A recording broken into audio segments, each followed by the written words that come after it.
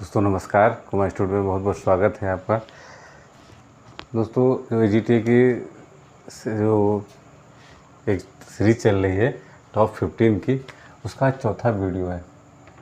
बीच में थोड़ा तबीयत ठीक नहीं थी, इसके कारण आपको वीडियो नहीं मिल पाई है, तो आज से फिर से शुरुआत हुई। तो उसका पहला क्वेश्चन है कि रिसीजन फार्मिंग, जब बाढ़, इसका क्या मतलब होता है कि जब बाढ़ के पानी को निकाल कर खेती की जाए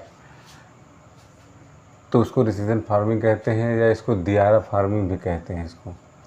अगला है कि इंटरक्रॉपिंग अंतर फसली या अंतरा शस्यन इसको कहते हैं। बसंतकालीन गन्ने के बीच में मूंग या लोबिया की फसल को उगाना, या सिंपल से पूछ लेगा अगर बसंतकालीन गन्ना बोया गया है उसमें अगर अंतर शस्यन किया तो उसमें कौन सा फसल चक्र बेहतर रहेगा या कौन सी फसल उगाई जाए। तो पेपर में सिंपल ही रहेगा कि तो आपको कहेगा कि मूंग या लोबिया, तो दो में से कोई एक।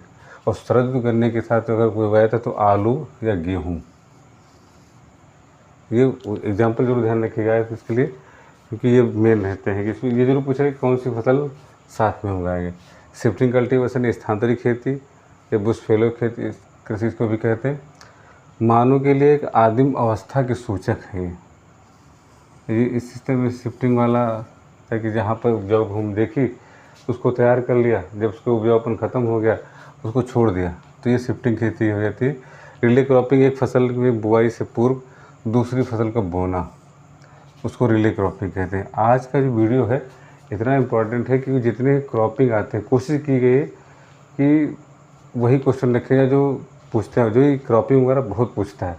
एग्रीकल्चर का आप जो चाहे अभी तक हमने देखा है जितने क्वेश्चन कहीं न कहीं आते हैं, चाहे आप कोई नोट्स उठा के देखिए, फिलहाल अपने पास ऐसा कुछ नहीं है कि आप कोई किताब ले लीजिए, ऐसा कुछ ले लीजिए, ऐसा कुछ भी नहीं है। आप सिंपली से जितने क्वेश्चन हम बताएंगे, कोई अपनी कोशिश है कि क्वेश्चन आएंगे ज़रूर। अब देखिएगा, चाहे यह सिंपल देख रहे, जो हमारे भाई जो PCAG कर रहे हैं अभी, उनके लिए बहुत ही बढ़िया है। जो पेपर देंगे तो उसके लिए तो है ही है। जो एग्जामिनर आते हैं, जो बार बार हम कहते हैं वाइवा में आते हैं, तो ऐसे सिंपली मिड में बोल देते हैं कि ऐसे रिले क्रॉपिंग क्या है, ये इंटरक्रॉपिंग क्या है, इसका उदाहरण क्या है, इसे क्या कहते हैं, तो ज़रूर पूछ लेता है एग्जामिनर, तो पूछता ही पूछता है। तो इसके लिए बहुत ही इंपॉर्टेंट, खासतौर उन हमारे भाइयों के लिए बहुत ही इंपॉर्टेंट है जो आज की डेट में BCAG कर रहे हैं, किसी या फर्स्ट सेमेस्टर में, सेकेंड सेमेस्टर में हो। जैसे उनका सिस्टम फर्स्ट सेमेस्टर थोड़ा कम रहते हैं, थोड़ा सा अनजान रहते हैं, लेकिन सेकेंड सेमेस्टर में उनका धीरे धीरे प्रक्रिया शुरू हो जाती है करने के लिए।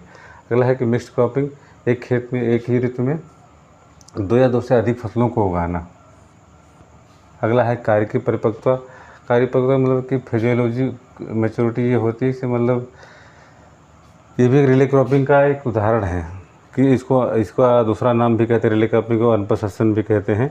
बात है कि इसमें एक फसल अगर बोई हुई है तो दूसरी फसल को अब तभी बोए जब पहली वाली फसल थोड़ा सा परिपक्व हो जाए। ऐसा नहीं कि एक साथ बो दिया तो दूसरी फसल भी बेकार चली जाएगी। तो ये कार्य की परिपक्वता तभी होगी जब एक पहली फसल थोड़ी सी परिपक्व हो जाए, तब उसके बीच में दूसरी फसल आप लीजिए। अगला है पैरा क्रॉपिंग। पैरा उटेरा बहुत ज़्यादा, अब तो देखिए हमारे गुरुजी थे कि OS तिवारी जी, वो ज़्यादा इसी को जिक्र किया करते थे कि पैरा उटेरा क्वेश्चन आता ही आता है कि ISPC में जो क्वेश्चन अगर है तो पैरा उटेरा के बारे में पूछता है। तो ये कहाँ होता है, तो पैरा क्रॉपिंग ये बिहार और पश्चिम बंगाल में ज़्यादा अपनाई जाती है। उटेरा क्रॉपिंग मध्य प्रदेश में ज़्यादा अपनाई जाती है। और उटेरा क्रॉपिंग या पैरा उटेरा जो क्रॉपिंग है, ये दोनों ये क्रॉपिंग इससे मसूर की फसल ज़्यादा ली, खासतौर पर दलहनी फसलों में इसको ज़्यादा इस्तेमाल किया जाता है। और इसका सिस्टम होता है कि लो लैंड राइस कटने के बाद, तब इसकी कटने से पहले, बाद नहीं सॉरी कटने से पहले इसकी बुआई कर दी जाती है मसूर की। अंतरावर्ती खेती, एक ही खेत में एक से अधिक फसलें अलग अलग कतार में बोई जाए। अंतरावर्ती एक ही खेत में, जैसे मान लिया कोई एक खेत है तो इस खेत में एक से अधिक अभी इसको कतार बना ली धीरे करके ऐसे और अलग अलग कतार में बोई जाए। एक लाइन दूसरी फसल की बोई जाए और कई फसलों को धीरे लाइन टू लाइन बो दी जाए, तो वो ये इसको अंतरावर्ती खेती कहते हैं। अंतर शस्यन की फसलें, इससे 15 वर्ष की आम की बाग है तो लोग कहते हैं बाग पुरानी हो गई उसमें क्या करें, तो इसके बीच में आप अदरक की, अरबी की, हल्दी की खेती कर सकते हैं। तो वो आसान रहता है कि आम के पत्ते गिरते हैं जिसमें जो नीचे की जो उपजाऊ भूमि है और जो छायादार ये फसलें होती हैं तो इनको अदरक या हल्दी बढ़िया होती है उस आम के बागों में, तो आप इसका इस्तेमाल। तो इसका उदाहरण होता है कि अंतर्सदन की फसलें कौन सी हैं, तो अदरक, अरबी, हल्दी आप उसको उगा सकते हैं। अगला इंटरक्रॉपिंग, 2 या 2 से अधिक असमान फसलों की खेती एक साथ ली जाए तब मुख्य फसल निश्चित कतार में हो जाए। यही है इसी का इंटरक्रॉपिंग। अंतर्सदन मतलब से आप ये कोई अब खेत में अगर मान लो आप लाइन टू लाइन आम की फसल बो रखी है, तो इसी बीच में आपने हल्दी या अदरक की फसल ले ली तो ये आसानी से हो जाती है और अच्छी पैदावार इसकी मिल जाती है। अगला है कि रिले क्रॉपिंग की सिफारिश भारत के जो उत्तरी पश्चिमी क्षेत्र हैं और इस पद्धति की सिफारिश डॉक्टर शेर सिंह बेंस ने की थी। इसको आप जरूर देख लीजिए कि ये बहुत ही इम्पोर्टेंट है, हो सकता है सुमेलित करने में आ जाए कि रिले क्रॉपिंग की सिफारिश उत्तर भारत में किसने की, तो डॉक्टर शेर सिंह बेंस ने। इन्होंने एक उदाहरण दिया कि जो उत्तर भारत में मूंग, मक्का, आलू, गेहूँ, इसका एक उदाहरण दिया कि ये फसल आप बोई जाए। ये रिले क्रॉपिंग का अच्छा उदाहरण है। अगला लास्ट पॉइंट, 15वां क्वेश्चन, जो टॉपिक ही दिया है KGT के टॉप 50 क्वेश्चन जो निश्चित है आपके किसी न किसी परीक्षा में मिलेंगे और खास तो AGT के लिए तो बहुत ही इंपॉर्टेंट है।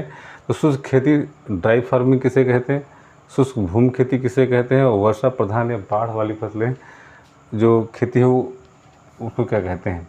तो ड्राई फार्मिंग वो होती है जो 750 mm से कम वर्षा जहाँ होती है तो वहाँ उसको शुष्क खेती कहते हैं, और शुष्क भूमि खेती जहाँ 750 से 1150 mm से के मध्य वर्षा होती है तो उसको शुष्क भूमि खेती या ड्राई लैंड फार्मिंग कहते हैं। और वर्षा प्रधान जहाँ बाढ़ वाला एरिया, रेन फेड फार्मिंग में 1150 mm से अधिक वर्षा होती है उसको वर्षा प्रधान या बाढ़ वाली खेती कहते हैं। दोस्तों ये बहुत ही ये भी इम्पोर्टेंट है।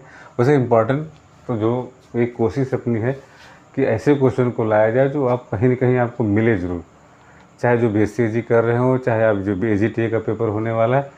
ये बहुत ही इंपॉर्टेंट क्वेश्चन हम बार बार कहते हैं दोस्तों कि इम्पॉर्टेंट इतना भी पता चलेगा कि जब इसका AGT का पेपर होगा तब आपको हमारी याद आएगी। ये क्वेश्चन आप इसकी शॉर्ट ले लीजिए, एक कमेंट जरूर करिए कि ये क्वेश्चन कैसे लगे। और ख़ास तो AGT की परीक्षा के लिए बहुत ही, जिसे लोग कहते हैं ना रामबाण क्वेश्चन है, तो रामबाण क्वेश्चन है। अपने दोस्तों को शेयर करिए मित्रों, और अगर वीडियो अच्छी लगती है तो लाइक करिए, सब्सक्राइब करिए। वीडियो देखने के लिए बहुत बहुत धन्यवाद।